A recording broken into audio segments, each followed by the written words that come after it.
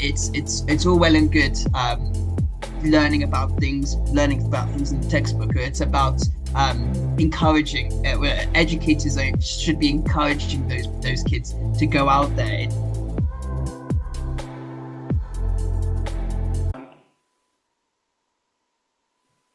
Hello, ladies and gentlemen, and welcome to our latest episode of Pioneers Pathway podcast. As always, I'm here today, Liam Villani, and I'm joined by my amazing co-host, Sharia. How are you doing, Sharia? All good, Liam. How are you? Yeah, not too bad, not too bad. We've had some really interesting episodes recently, haven't we? It's been really nice to be able to speak to so many different people and discuss different topics, right?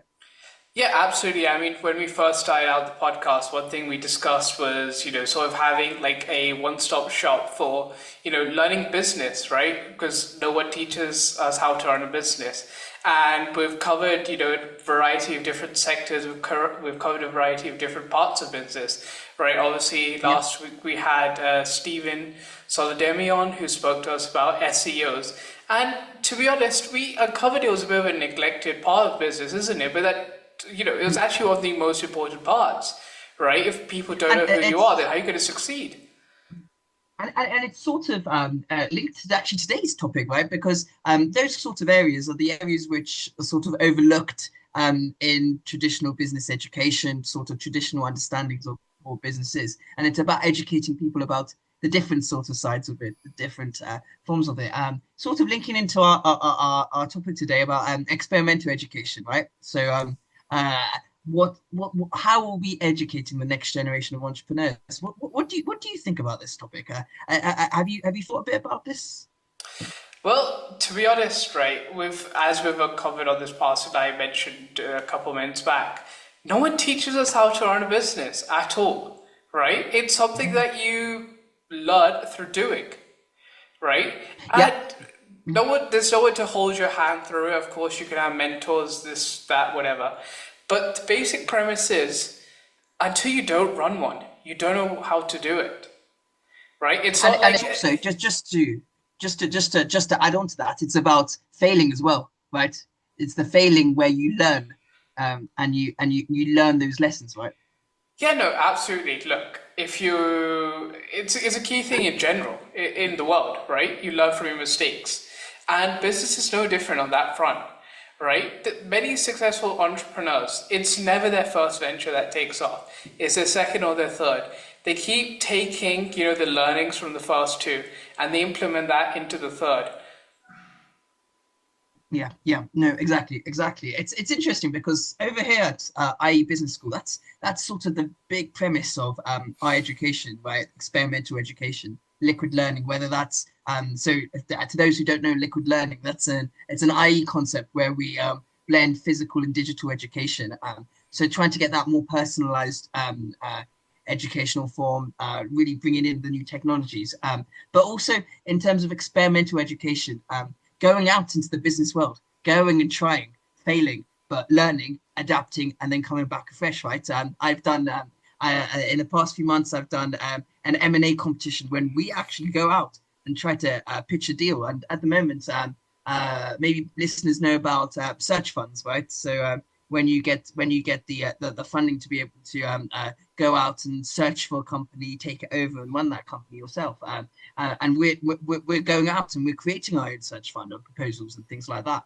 So it's about going out there, trying, and learning and working alongside people, and being open to experimenting with new things. And I think traditional education is not so much about that. No, absolutely. There are two very valid points to that, really. So let's break that down. So one side of it is that as technology has gone on, has improved, the way we operate and run businesses has completely changed. So your traditional ways of running a business are obsolete in a way. You have to adapt. You have to realize, right? So when we started going towards the e-commerce side of things, that's a very different way of running a business to your traditional stores, right? Your traditional brick and mortar. So you have to be able to adapt to that. It's a completely new skill. It's something new that you have to learn. So in that sense, whilst technology can give you the resources to learn, it's also about the business themselves putting the effort to learn that. Okay, so that's one aspect of it. And how can I just to ask a question on what you just said? Do you think it's easy for businesses to do that? What you're saying for and for institutions to be able to do that, do you think they're struggling? Well, to be honest, I think there are ways of getting around it, right? So when we spoke to Stephen last week, what did he say?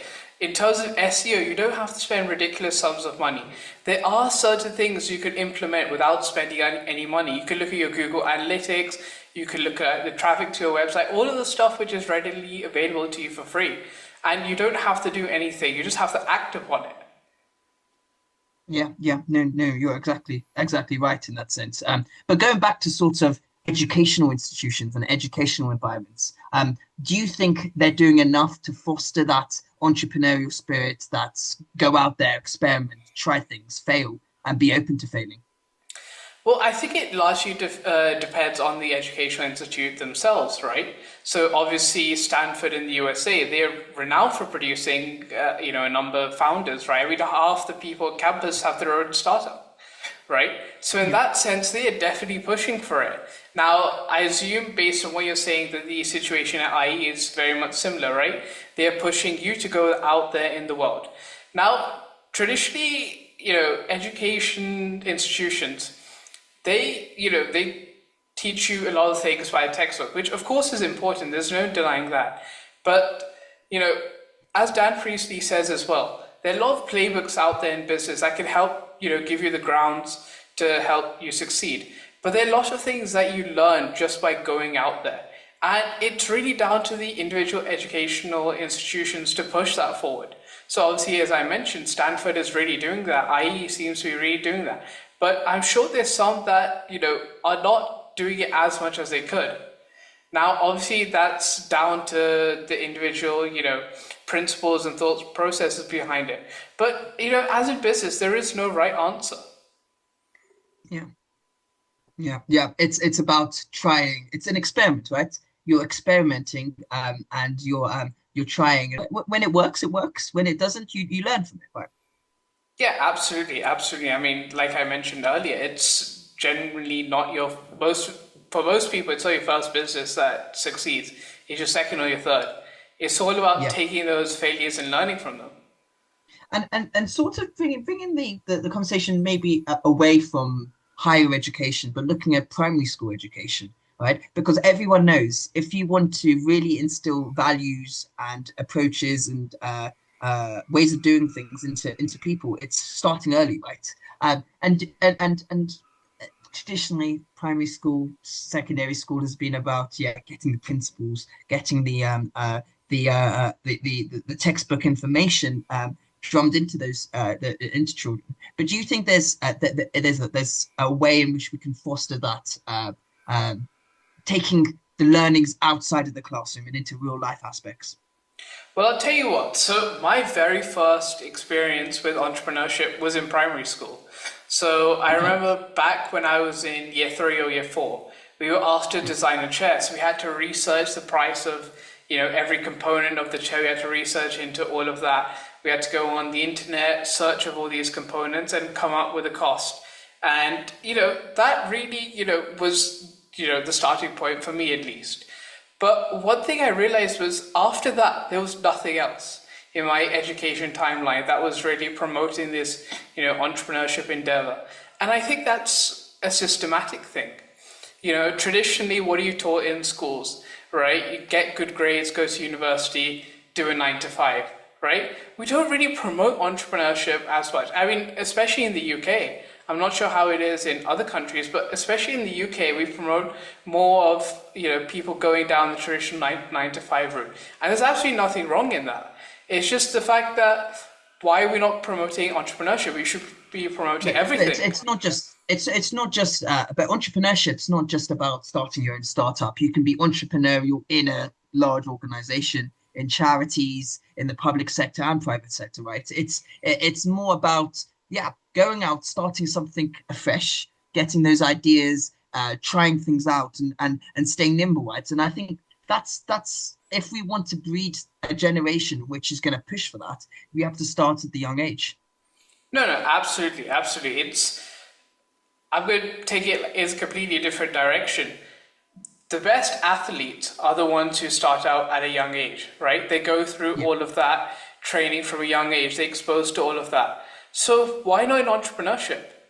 Why don't we have the same level of exposure in entrepreneurship? If we do that, we're training kids from an early age how a business works alongside, and I'm sure there are lots of kids out there who are very much interested in it, because personally I was, and I'm sure you were as well. So I think exactly. There should be sort of a cultural shift to be promoting these things. Yeah, no, exactly.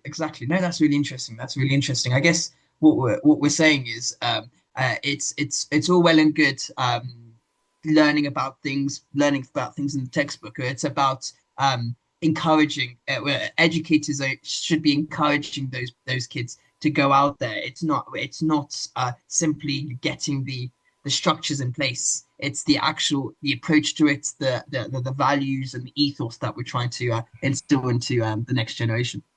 Yeah, no, absolutely. I think that summarized it perfectly. No, that's really good. I know it's been an interesting topic. It'll be interesting to maybe get some educators on maybe in the future to be able to talk about that. Really interesting. But yeah, no, I think that really brought that nice little segment to an end, right? So if there's any listeners out there who have any views, if you're an educator yourself and you want to contribute to the debate, do let us know. Just get in contact with us. We'd love to hear from you. But yeah, so I guess we'll sign off on this one. We've got some amazing content coming up, so stay tuned.